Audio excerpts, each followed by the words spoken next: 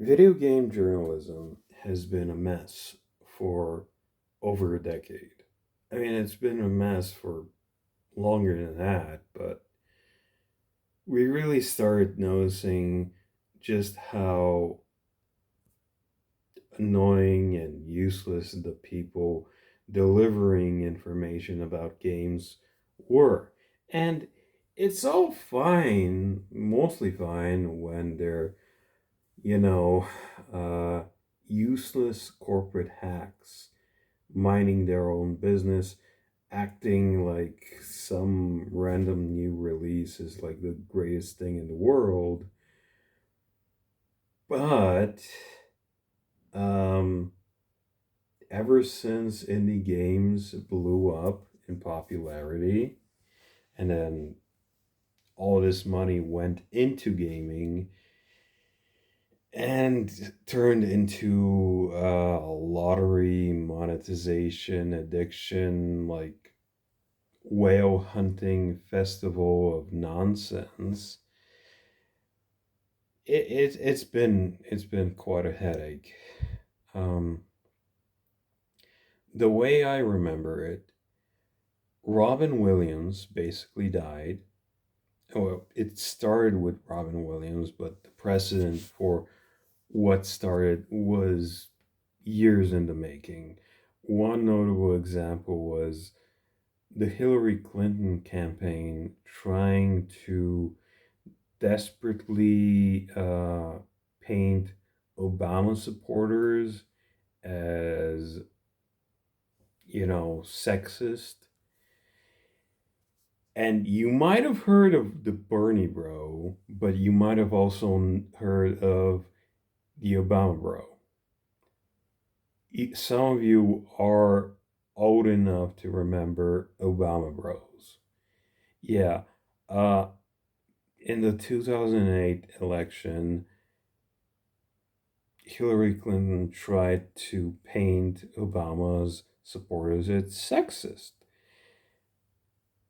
And a random YouTube girl calling herself Obama Girl fought that narrative because it was stupid and everyone saw through it. Just like in the 90s, she painted,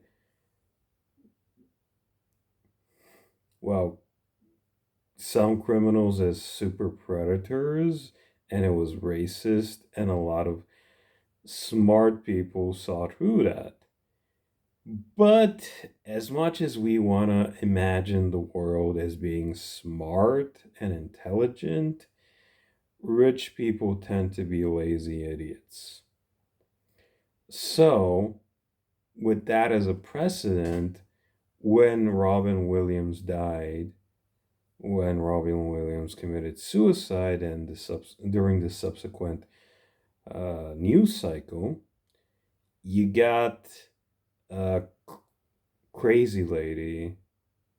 I would call her a B, but I don't want to get demonetized or have my video age restricted. You know, Zoe Quinn exploited Robin Williams' death to sell her game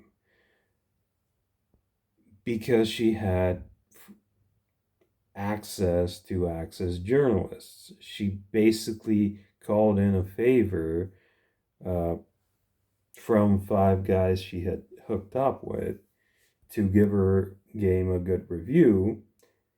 And because these idiots were in access journalism, uh, lots of people bought her stupid indie game and were unfortunately surprised to realize that it was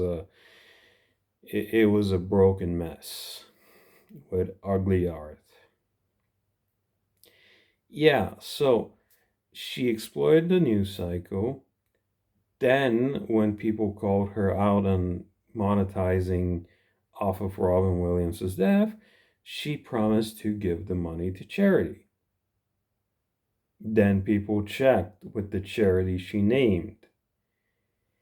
And then she was like, oh, no, no, no, guys. I meant this other charity. pinky promise. And then she finally gave the money to charity. Now, you might think it's an easy mistake. A lot of people make easy mistakes, right? So what did this indie game developer do after this whole media backlash? She went after a random women's charity on false pretenses. I mean, extremely loosely connected to reality pretext says there was a rule where if you weren't out as trans after a month into the game competition, you wouldn't be eligible to participate in the competition to win a prize meant for women to develop their own indie game with some sort of I think it was like 25 grand worth of funding. So after people asked the people who ran the women's charity what's up with the rule, they explained that they expected 1 in 10 people signing up to be dudes pretending to be trans because it's that much of a dream to have your own indie game. And indie games were blowing up at the time, so her going on a hate tirade against a random women's charity was silly and ridiculous. It just silly and ridiculous. So, what happened next? She broke up with her boyfriend. Her boyfriend called her out on getting all this access from 5 guys she had hooked up with at various points in her life. She treated him horribly, and he was venting about it, and someone made a hashtag to use as an address to talk about Zoe Quinn and her toxicity. One of the Baldwin brothers, I don't remember which one it wasn't Alec Baldwin, posted the hashtag, and people started talking about Gamergate and like how Access Media is filled with corporate shills who don't actually know anything about video games. Now, a typical conversation at the time, 2014 ish, would have been hey, s- someone interviewed the guy who made Thief 4, and Thief 4 was a notoriously bland joke of a cash grab, which came out at the same time as Dishonored. I mean, Dishonored actually came out like close to a year before then. So people were really, really hyped for it. And then they saw what they like corporate people did with the Thief IP, and it was utter trash and ridiculous. Like they actually wasted giant chunks of the development budget, like making animations with the hands. They didn't make the game, uh, you know, complex or audio focused because the Thief games were like legendary for like exceptional stealth. Like they were legendary immersive sims. Like with complex gameplay and enormous maps. And the T4 game was like linear and like exceptionally restricted and ridiculous. It was just stupid. Yeah, so some corporate chick was interviewing the guy who made the game, and they blew off criticism as nostalgia. His extremely trash joke of a game was supposedly better than the original, and the original people complaining about it not being as good as the original was just nostalgia. Yeah. Yeah. Twitter was really young back then, so stupid people constantly putting their foot in their mouth. Yeah, that was a normal thing back then. Another topic would have been like some guy couldn't didn't was reviewing a side scroller, and he didn't understand how you played side scrollers. And then people were like, well, do you really need to be good at a sport to report on the sport? And then people looked up his older articles, and yeah, he didn't understand anything about video games, but he was writing articles talking about market assumptions about how much certain games were going to sell, which effectively led to, you know, money people deciding where they're gonna send their money. So that was pretty stupid. But it was like mostly stuff like that. Because of Gamergate, the access media infrastructure around, games, pop culture, comic books, etc., got its panties in a twist and decided to label anyone using the hashtag, which was being used as an address, as being sexist, toxic, etc. You know the gist. That's the foundation of what happened. Then you got a situation like Fan Four Stick, where a guy was asking, "Why are you adapting this comic book?" And the cast took it as, "Why is the Human Torch black?" That sort of thing. But what the guy actually meant was, it barely sold any issues, and the only thing that's memorable about the comics where Bobby was black was that like Doom had hooves for feet in the comic. And as you might imagine, Doom didn't have hooves for feet in the movie. And it was a toxic, like, joke of a movie. Because both the ego of the director, who was an indie director and came into a big budget project, and Sony's brutal mismanagement of the director and their canceling of, action scenes and reissuing of action scenes, so it was like ridiculous.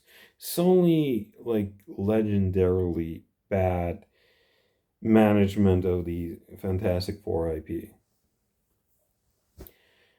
So Another thing that happened was the 2016 election. Because Sony used the whole, or at least act it, we think that Sony used the whole uh, race angle to deflect from the fact that it was a bad movie, but like it's fantastic. No one really paid much attention, so it could be just like us imagining things that happened in the post 2016 era as being the norm back then. Plus, like crazy journalist people, like you don't really need coordination to have crazy journalist people, like access journalist people being crazy, like pretending like this is bad, blah blah blah blah blah. It could have just been access journalist people acting on their own to protect whatever.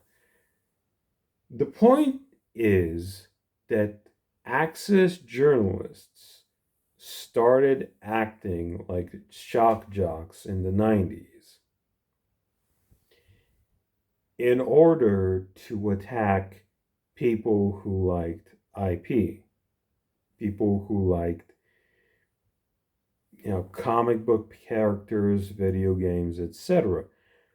But it only barely germinated in the early to mid teens. And then after the 2016 election, where the Democratic Party basically obsessed over putting in a corporate candidate instead of listening to the data, which nearly universally showed that Bernie Sanders was far more electable than both Donald Trump and Hillary Clinton. They just ignored reality and kept pushing for Hillary Clinton because that's who they actually wanted to install. They didn't really care about progressive ideas, progressive values, etc. They just wanted to install a puppet. And Trump's whole campaign was America is brutally corrupt and it's trash. And I know it's trash because I'm part of the swamp. I'm gonna break the swamp. And then he got elected, and he didn't really break the swamp. He just made the left wing really, really mad for 5 years, 5 or 6 years. To this day, they're really mad. But like 4 or 5 years, it was just orange man bad, orange man bad, orange man bad, and rarely, if ever, were there any legitimate explanations of why Orange Man was bad. Why is Orange Man bad? Well, his character, blah, blah, blah, blah, blah. That's really the point when, like, access media, like, globally went fucking insane. But there were various routes that led up to that, and Gamergate is one of the routes. Access media painted people who were trying to criticize them as toxic misogynists. And they kept and kept and kept on. Every couple of months, someone tried to invent Gamergate 2, Gamergate 2, Gamergate 2. This is like Gamergate 2. Finally, some random Brazilian dude, I think it was last year or this year, it's 2024 right now. Some random Brazilian dude copy pasted a list of games from a writing consultancy company because he looked at some of the games they were associated with, he looked at all the over a dozen credits on Suicide Squad. He thought, well, these people are so heavily associated with the really, really ridiculous method of writing that I'm annoyed by. I should probably just warn people who watch my stuff, read my stuff, that these people were associated with bad writing. So he copy pasted a list, and the multi-million-dollar consultancy group went after him, trying to deplatform him, calling his extremely basic actions harassment. Immediately after they did that, naturally, his followers got really annoyed by that and started talking about that. Then Sweet Baby Inc. called that harassment. Then all the usual people who talk about crazy woke shit started talking about Sweet Baby Inc. and how they were harassing this random Brazilian dude. Then the access media infrastructure just gave a platform to all these Sweet Baby Inc. people who were blatantly lying about reality and didn't call them out about blatantly gaslighting reality. And it's ridiculous. That's what happened immediately before Concord, and it's what happened, and Concord just happened, and so did the game that launched on PS5 that's about bullying people and being an SJW. Unironically, become an SJW, the simulator funded by your government in the EU. Yeah. It literally promotes bullying. They had enough money to hire the one of the stars from The Expanse, and it literally promotes bullying.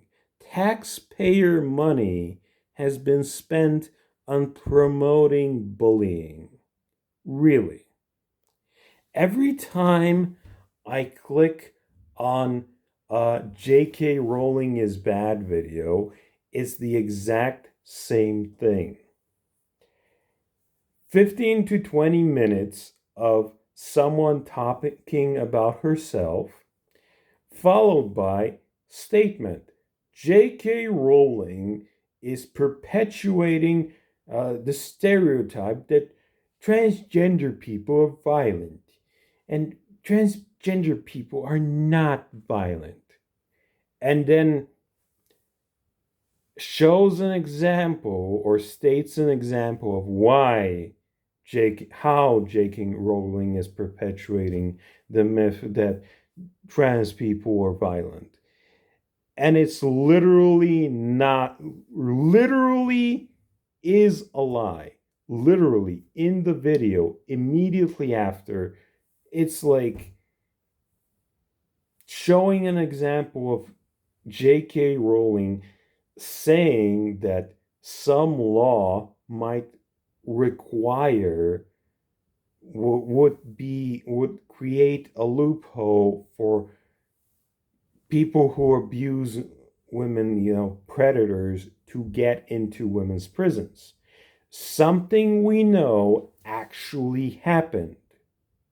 A rapist, a multiple rapist, actually tried to get into a women's prison exploiting the transgender law in Britain.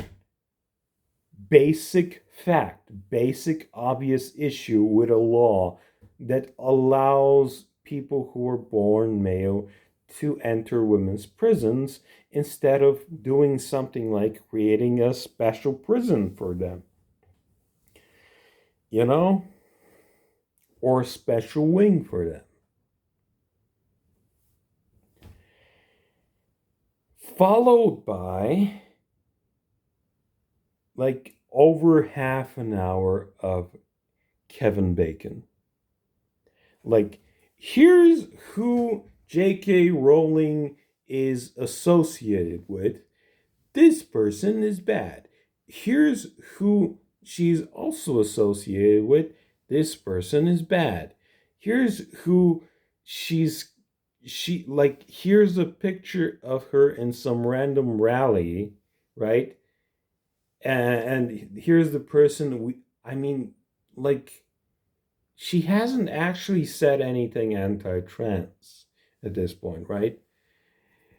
I'm talking about videos before crazy people tried to dox her children, and she went apeshit on Twitter. J.K. Rowling was minding her own business, and then people tried to dox her own children.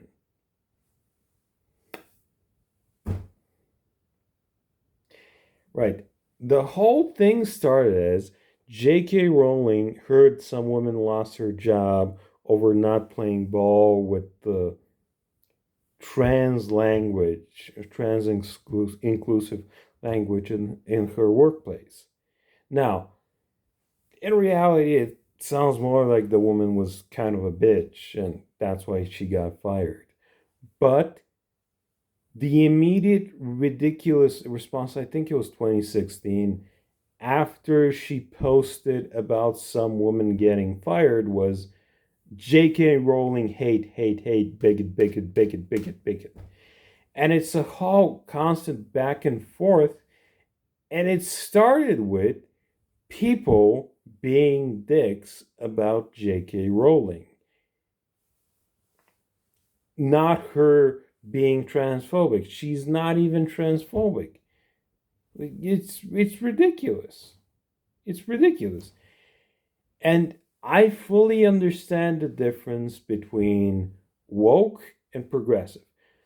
Dark Angel, Blade the TV show, even.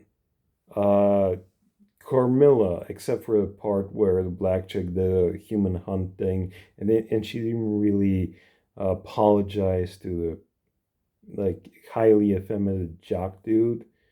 Uh, you know, South of Nowhere, if anybody remembers that, like Dawson's Creek. I remember that one short-lived TV show. There was only like a couple of episodes where a guy found out the girl he was dating was his half sister, and one of the people was a chick who was pretending to be a boy, or a boy pretending to be a chick. You know, like, I've been watching progressive stuff for ages, and I know consciously the difference. It's very self evident what the difference is between progressive and woke. Progressive, Dark Angel and Blade are progressive. Like the first season of the Witch Army show. Progressive. Woke is Velma. And it's about fucking time people acknowledge that woke equals Velma, that there's a lot of people claiming the progressive legacy who are, uh, utterly insane and misandrist and racist against dudes. White dudes, specifically. Racist and misandrist against white dudes. And oftentimes kind of racist against the other people, because black people don't have agency. They're pick me people. There's a girl She's a pick-me girl because she stands with gamers. Da, da, da, da, da, da, da. That sort of thing. Yeah, and it's fucking annoying. Good riddance.